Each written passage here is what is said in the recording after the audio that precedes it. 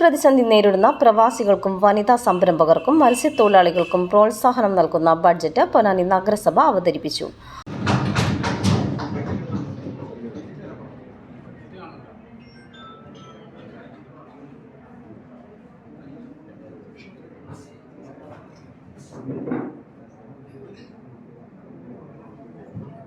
മടങ്ങിവരുന്ന പ്രവാസികൾക്ക് സംരംഭങ്ങൾ തുടങ്ങാൻ പ്രവാസി ബിസിനസ് ഡെവലപ്മെന്റ് സെന്റർ ആരംഭിക്കുകയും നോർക്ക പദ്ധതികൾ വിപുലീകരിക്കുകയും ചെയ്യും. വനിതാ സംരംഭങ്ങൾക്ക് പുരസ്കാരങ്ങളും തീരദേശ വാർഡുകളിൽ പ്രത്യേക പ്രോത്സാഹനങ്ങളും നൽകും. ലഹരി വ്യാപനം ചെറുക്കാൻ വാർഡുകളിൽ കളിസ്ഥലങ്ങൾ ഒരുക്കും. സ്ത്രീകളുടെയും കുട്ടികളുടെയും ആശുപത്രിയെ നോഡൽ ഏജൻസിയാക്കി 8 നഗരാരോഗ്യ കേന്ദ്രങ്ങളെ സംയോജിപ്പിച്ച് സ്ഥാനാർബുദം നേരത്തെ കണ്ടെത്തുന്ന പദ്ധതി, ഉമ്മാച്ചു പാത നിർമ്മാണം, വലിയ ജുമാ മസ്ജിദ് പള്ളിക്കുളം പുതുക്കിപ്പണിയൽ എന്നിവയും ഉൾപ്പെടുത്തി വികസന പദ്ധതികൾ നടപ്പിലാക്കും.